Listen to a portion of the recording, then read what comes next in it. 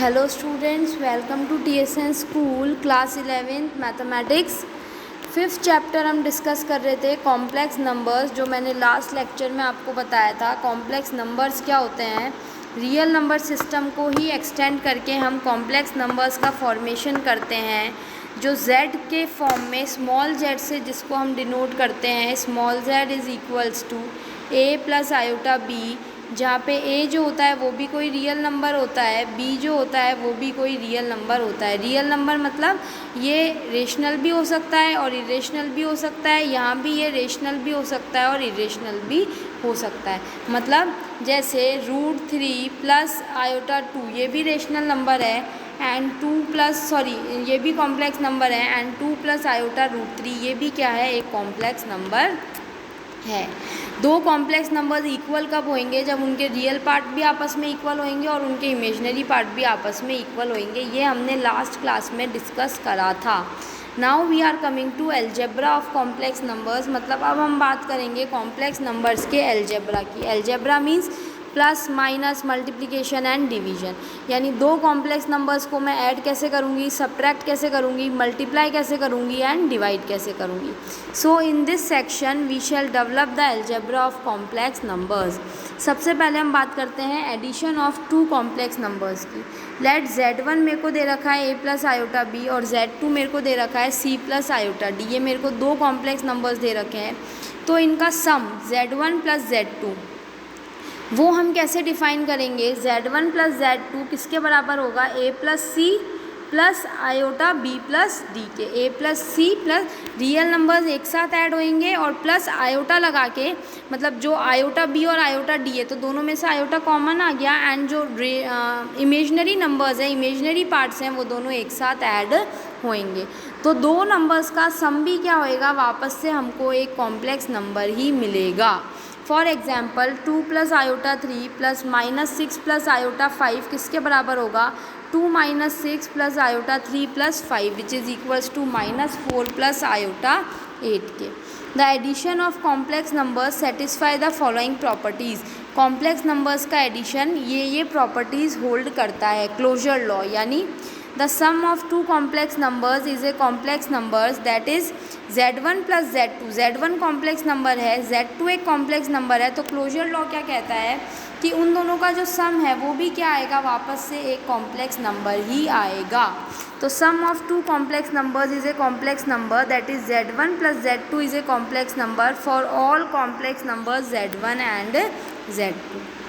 Then commutative law ये hold करता है, दैट इज़ कोई भी दो कॉम्प्लेक्स नंबर्स है z1 और z2, तो z1 प्लस z2 किसके बराबर होएगा, z2 प्लस z1 के। देन थर्ड है एसोसिएटिव लॉ, यानी तीन कॉम्प्लेक्स नंबर्स के लिए ये एसोसिएटिव लॉ भी होल्ड करता है, यानी z1 plus z2 plus z3 is equals to z1 plus z2 plus z3, यानी किसी भी ऑर्डर में आप इनको ऐड करो, जो सम है वो हमेशा क्या आएगा, सेम ही आएगा।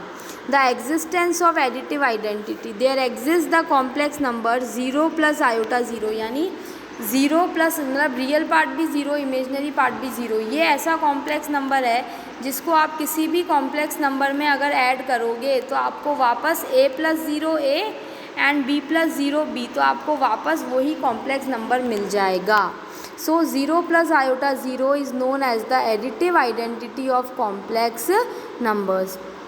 So there exists the complex number 0 plus iota 0 denoted as 0 called the additive identity or the zero complex number, such that for every complex number किसी भी हर कॉम्प्लेक्स नंबर के z के लिए z प्लस 0 किसके बराबर आएगा स्टूडेंट्स, z के बराबर आएगा।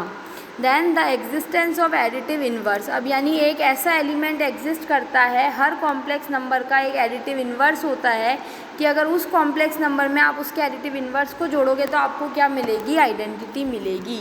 जैसे a प्लस आयोटा b है, इसमें मैं क्या जोड़ती हूँ, इसमें मैं जोड़ती हूँ minus a minus iota b, तो इन दोनों को ऐड करूँगी, a minus a plus iota b minus b, कितना मिला, 0 प्लस आयोटा 0।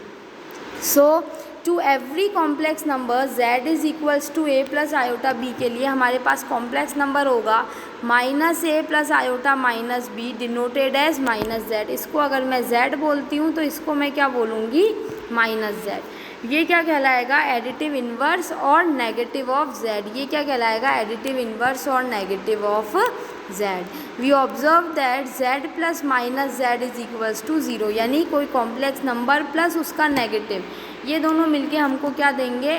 ज़ीरो, जो कि क्या होती है? एडिटिव आइडेंटिटी होती है। सो ये सारी बात हुई हमारे पास एडिशन ऑफ कॉम्प्लेक्स नंबर्स की। इसी तरह से अगर मैं difference of two complex numbers discuss करते हैं, so given any two complex numbers z1 और z2 मेरे को दे रखा है, तो z1 माइनस z2 क्या होगा? z1 a plus iota b है, z2 a minus iota b है, तो z1 माइनस z2 क्या होगा? z1 प्लस माइनस z2, यानी जो z2 है उसको नेगेटिव से मल्टीप्लाई करके मैं z1 में ऐड कर दूँगी। For example 6 plus 3 iota minus 2 minus iota, ये सेम एग्जाम्पल हम लेके चल रहे हैं, तो इसका माइनस क्या हो जाएगा? देखो 6 minus 2 4 and plus iota 3 minus 1 3 plus 1 which is equals to 4, तो 4 प्लस 4 आयोटा। और अगर मैं z1, देखो यहाँ पे सेम नहीं होता है, ऊपर जैसे सेम था, यहाँ पे z1 minus z2 is not equal to z2 minus z1। यहाँ पे देखो मैंने z1 माइनस z2 किया, यहाँ मैंने z2 माइनस z1 किया, तो दोनों से जो आंसर्स हैं वो क्या आ रहे हैं? हमारे डिफरेंट आ रहे हैं। सो यहाँ से हम कह सकते हैं कि जो ऊपर की प्रॉपर्टीज़ मैंने देखी, क्लोजर लॉ, कम्यूटेटिव लॉ, ये सब z1 minus z2 closure law को होल्ड करेगा। z1 और z2 अगर कॉम्प्लेक्स नंबर्स है, जो उनका नेगेटिव है वो भी कॉम्प्लेक्स नंबर होगा, पर ज़रूरी नहीं है कि z1 माइनस z2 किसके बराबर हो? z2 माइनस z1 के, मतलब ये कम्यूटेटिव लॉ को होल्ड नहीं करेगा। क्लियर है स्टूडेंट्स?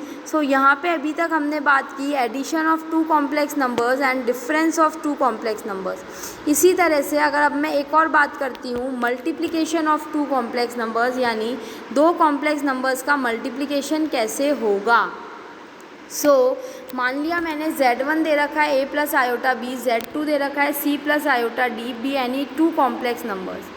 ये कोई दो कॉम्प्लेक्स नंबर्स है, तो जो इनका प्रोडक्ट है z1 minus z1 into z2, वो मैं कैसे डिफाइन करूँगी? एक बार देखना, यहाँ पे समझना।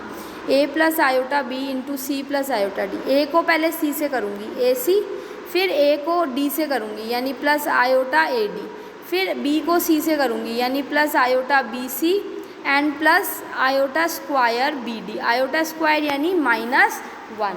तो जैसे इसको यहाँ -1 लिखूँगी, ये मेरे पास देखो कितना हो जाएगा? AC minus BD plus iota AD plus BC। तो इस तरह से जैसे हम सिंपल मल्टीप्लाई करते हैं ना, जैसे सबसे पहले हमने A को उठाया, A को C से करेंगे, फिर A को इससे करेंगे, इसी तरह से B को C से करेंगे और B को D से करेंगे, तो उसी टाइप से हम मल्टीप्लाई करेंगे। रियल पार्ट जो है उनको एक साथ कर लेंगे और जो इमेजनरी पार्ट है उनको हम अलग कर लेंगे। क्लियर है स्टूडेंट्स? तो ये बात हुई यहाँ पे मल्टीप्लिकेशन की। For example 3 plus iota 5 into 2 plus iota 6 है, तो 3 into 2 minus 5 into 6 plus iota 3 into 6 plus 5 into 2। आप चाहो तो इस फॉर्मूले से करो या फिर आप चाहो तो डायरेक्टली करो, फिर इमेजनरी पार्ट एक साथ लिख लो और जो रियल पार्ट है उसको एक साथ सम अप कर लो। तो इसकी वैल्यू कितनी आई? देखो 24 plus iota 28। The multiplication of complex number possesses the following properties, ये भी कुछ प्रॉपर्टीज़ होल्ड करता है जो कि हम देखते हैं। क्लोजर लॉ, ये भी क्लोजर लॉ को होल्ड करता है। Product of two complex numbers, वो वापस क्या होगा? कॉम्प्लेक्स नंबर ही होगा, यानी z1 और z2 अगर कॉम्प्लेक्स नंबर्स हैं तो z1 इंटू z2 जो होगा वो भी क्या होगा स्टूडेंट्स? कॉम्प्लेक्स नंबर ही होगा। कम्यूटेटिव लॉ ये होल्ड करता है, यानी z1 इंटू z2 किसके बराबर होगा? z2 इंटू z1 के। एसोसिएटिव लॉ भी ये होल्ड करता है, यानी z1 इंटू z2 को मल्टीप्लाई करके z3 से करूं या z1 को पहले z2 z3 को मल्टीप्लाई करूं फिर z1 से करूं, ये सब आपस में क्या आएंगे स्टूडेंट्स? इक्वल आएंगे। Then 4 additive identity. अब मल्टीप्लिकेशन के लिए एडिटिव आइडेंटिटी क्या होगी? देखो मेरा कॉम्प्लेक्स नंबर है a प्लस आयोटा b, इसको किससे मल्टीप्लाई करूं कि वापस a प्लस आयोटा b आए? 1 से। जैसे ही 1 से मल्टीप्लाई करेंगे ये कितना आएगा? a प्लस आयोटा b, तो a plus iota b into 1 plus iota 0, है ना। तो a को 1 से किया, b को भी 1 से किया, तो देखो आया। और 0 से जब करूँगी तो ये क्या आ जाएगा? 0 0 आ जाएगा। सो a plus iota b into 1 plus iota 0, तो इसकी एडिट मल्टीप्लिकेटिव, वहाँ हम एडिटिव आइडेंटिटी बोलेंगे क्योंकि हम एडिशन की बात कर रहे हैं, यहाँ हम मल्टीप्लिकेटिव आइडेंटिटी बोलेंगे because we are dealing with multiplication. So multiplicative identity क्या होएगी, 1 प्लस आयोटा 0, इमेजनरी पार्ट 0 है तो मैं इसको सिंपली 1 भी बोल सकती हूँ। ये क्या कहलाएगा, मल्टीप्लिकेटिव आइडेंटिटी कहलाएगी किसी भी कॉम्प्लेक्स नंबर z की। क्लियर है स्टूडेंट्स, यानी z इंटू 1 किसके बराबर होगा, z के, for every complex number z। Then fifth देखते हैं the existence of multiplicative inverse. अब इन्वर्स कैसे निकालोगे, वहाँ पे एडिटिव इन्वर्स निकाला, यहाँ पे मल्टीप्लिकेटिव इन्वर्स की अगर मैं बात करूँ तो मेरे को निकालना पड़ेगा 1 upon a plus iota b। तो 1 upon a plus iota b यानी a माइनस आयोटा b से ऊपर मल्टीप्लाई करूँगी, a माइनस आयोटा b से नीचे मल्टीप्लाई करूँगी। ये फार्मूला हो गया a plus b into a minus b which is a square minus b square. अब b स्क्वायर क्या होगा, आयोटा b का स्क्वायर यानी iota square b square, iota square is -1, so minus minus कितना हो गया प्लस, तो हो गया a square plus b square और ऊपर कितना आ गया a minus iota b। So for every non zero complex number, और एडिटिव इन्वर्स मल्टीप्लिकेटिव इन्वर्स किसका निकलेगा, नॉन ज़ीरो कॉम्प्लेक्स नंबर का, क्योंकि अगर ज़ीरो कॉम्प्लेक्स नंबर है तो 1 अपॉन ज़ीरो वापस वही बात हो जाएगी, किसके बराबर आ जाएगा स्टूडेंट्स, इन्फिनिटी के। So a upon a square plus b square plus iota minus b upon a square plus b square, जिसको मैं किससे डिनोट करूँगी, 1 अपॉन z या फिर z इन्वर्स से। ये क्या कहलाएगा, मल्टीप्लिकेटिव इन्वर्स ऑफ z, यानी z इंटू 1 अपॉन z किसके बराबर आ जाएगा, 1 के इक्वल आ जाएगा। देन मल्टीप्लिकेशन के लिए एक डिस्ट्रीब्यूटिव लॉ भी होल्ड होता है कि मल्टीप्लाई जो है वो एडिशन पे डिस्ट्रीब्यूट होता है, यानी अगर 3 कॉम्प्लेक्स नंबर्स दे रखे हैं तो z1 into z2 plus z3 किसके बराबर होगा, z1 into z2 plus z1 into z3, and z1 plus z2 into z3 किसके बराबर होगा, z1 into z3 plus z2 into z3, यानी मल्टीप्लाई एडिशन पे डिस्ट्रीब्यूट हो रहा है और जो एडिशन है वो मल्टीप्लिकेशन पे डिस्ट्रीब्यूट हो रहा है।